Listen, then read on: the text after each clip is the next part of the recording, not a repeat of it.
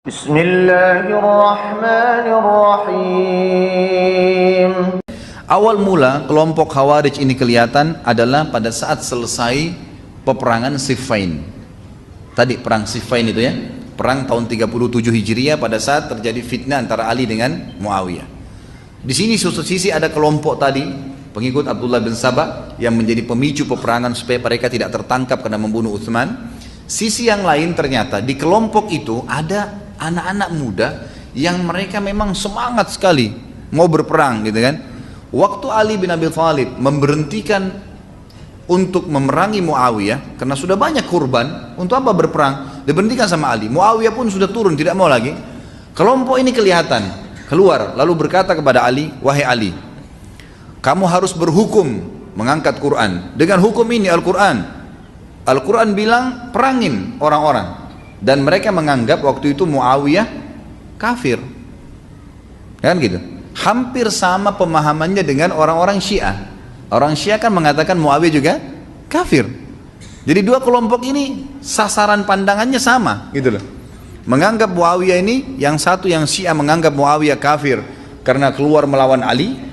Ini juga sama.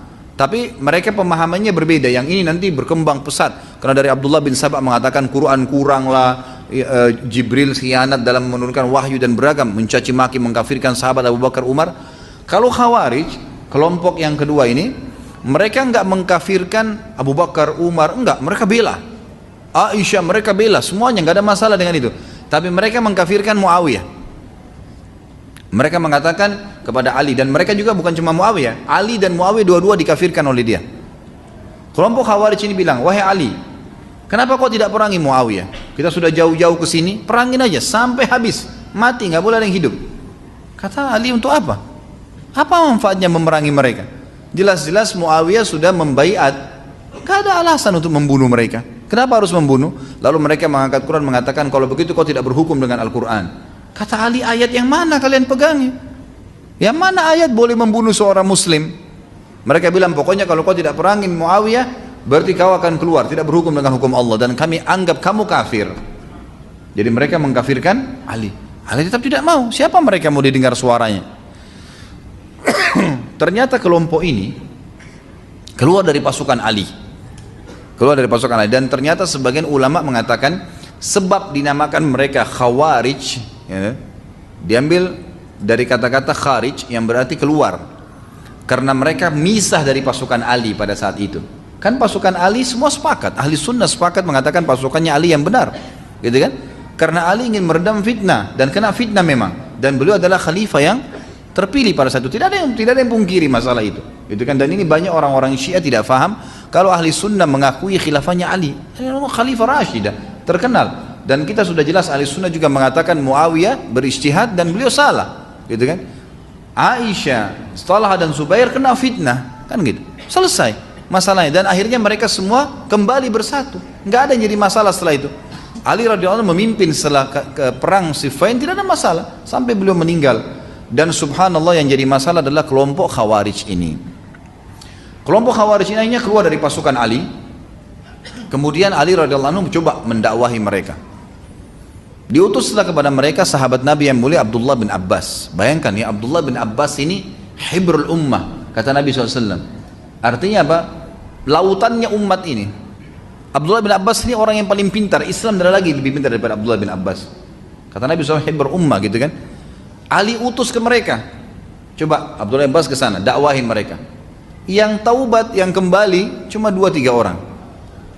Selebihnya ada mungkin lebih dari 1000 orang tetap tidak mau. Enggak, Ali kafir. Dari mana kafir? Mana dalilnya? Mana ayatnya orang bisa dikatakan muslim kafir?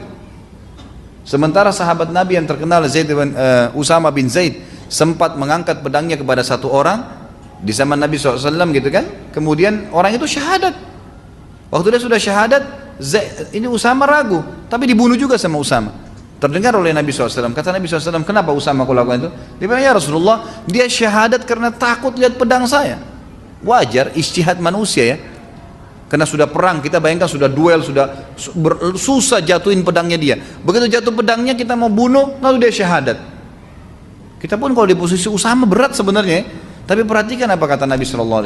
Apakah kau belah dadahnya dan kau tahu dia bohong atau tidak?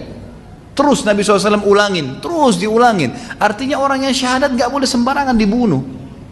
Kelompok Khawarij tidak menghalalkan darah orang yang tidak sepaham dengan mereka.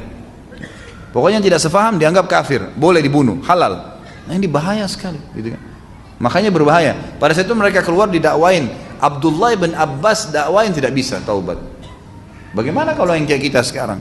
Saya dan antum mau mendakwain kelompok ini, dan sampai sekarang masih ada mereka. Fitnahnya ada, kan gitu. Kata Nabi SAW, ciri-ciri Khawarij dalam hadis lain riwayat Al-Hakim adalah anak-anak yang sangat muda dan mereka tidak mengikuti Al-Quran ini sebagaimana tanzilnya, sebagaimana diturunkan. Maksudnya turun Al-Quran kepada Nabi, Nabi jelaskan kepada para sahabat. Artinya harus kita fahami Al-Quran seperti pemahamannya sahabat.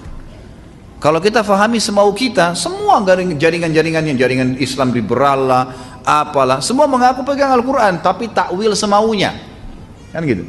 Bukan sepahaman sahabat. Sampai ada yang mengatakan khamr enggak haram karena ada ayat Al-Quran yang mengatakan, hai orang-orang yang beriman, ya alladzina amanu la taqrabus salata wa antum sukara. Jangan kalian sholat sementara kalian mabuk. Berarti boleh dong kalau mabuk di luar sholat, kan dilarang cuma sholat. Padahal ayat ini mansukh, sudah terhapus secara hukum. Dan para sahabat menukil kepada kita masalah itu. Ayat ini dihapus dengan ayat lain, Al-Ma'idah 90 atau ayat 90-91 tentang masalah penghaman khamr secara mutlak. Sehingga dia cuma tertinggal secara tilawah tapi tidak lagi hukumnya, gitu kan? Tentang proses pengharaman khamr. Tapi mereka tidak mau nangkap itu, tidak mau memahami dari para sahabat, maka akhirnya mereka menghakimi ayat seperti apa yang dibaca, kan gitu. Jadi seperti itulah akhirnya mereka kacau balau dalam pemahaman agamanya, karena ayat Al-Quran kan turun bertahap sesuai dengan kejadian-kejadian, gitu kan, seperti itu. Maka mereka adalah ciri-cirinya anak-anak muda yang tidak mengikuti Al-Quran sebagaimana tanzilnya turun kepada para sahabat dan kejadian mereka malah menolak. Kemudian Ali radhiyallahu anhu waktu melihat hal tersebut, datanglah beberapa orang kepada beliau dan berkata, wahai Amir Mukminin, perangi aja mereka sudah. Orang-orang ini tidak mau taubat, tetap menganggap anda kafir, mengatakan Muawiyah kafir. Ini akan menjadi fitnah yang besar. Kata Ali, tidak. Selama itu masih pendapat mereka belum melakukan perbuatan merusak, nggak boleh kita tumpahin darahnya, masih muslim. Jadi kalau ada orang tebarin pendapat, lawan dengan pendapat. Jangan antum debat, dia salah, antum jok mukanya, nggak boleh. Nggak usah, doain aja. Lawan dengan debat, udah selesai. Nggak ada jor-joran. Tapi kapan dia memulai itu, antum harus melawan, gitu kan? Makanya pada saat kaum Khawarij ini yang tadi keluar dari pasukan Ali itu, dia tahu Ali mau kembali ke Kufah. Di tengah jalan mereka kembali duluan, lalu mereka mulai membunuh siapapun yang mereka sebarin. Ali kafir, Muawiyah kafir. Ada orang bilang, siapa yang bilang? Dibunuh. Pokoknya harus sefaham dengan mereka, mengatakan dua sahabat ini kafir, gitu kan? Yang tidak sefaham dibunuh. Sampai-sampai dalam beberapa riwayat dikatakan mereka membunuh wanita hamil yang ditemukan di tengah jalan. Ini bahaya, fitnah.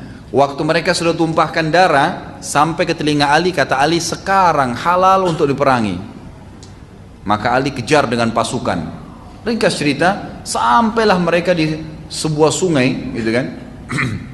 Lalu terjadi pertemuan antara pasukan mereka dengan Ali. Itu pun Ali masih sempat dakwahi, taubatlah kalian, ini pemahaman yang salah. Dari mana kalian bisa mengkafirkan sahabat-sahabat Nabi? Dari mana ayat yang kalian bisa mengatakan harus memerangi Muawiyah sampai mati? Dari mana itu? Tetap aja mereka tidak mau. Maka sama Ali diperangi. Subhanallah, terjadi peperangan. Terbunuhlah pasukan-pasukan itu, ya, terbunuh mereka. Waktu mereka terbunuh, kata Ali, cari orang yang telah Nabi SAW tunjukkan dalam hadisnya. Siapa tadi cirinya?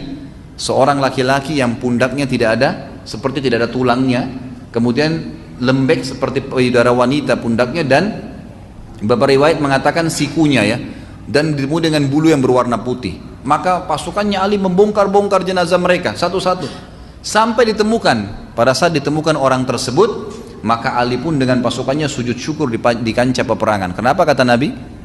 Ya, kalian siapa yang membunuhnya mendapatkan pahala yang besar. Inilah kelompok yang dimaksud oleh Nabi sallallahu alaihi wasallam.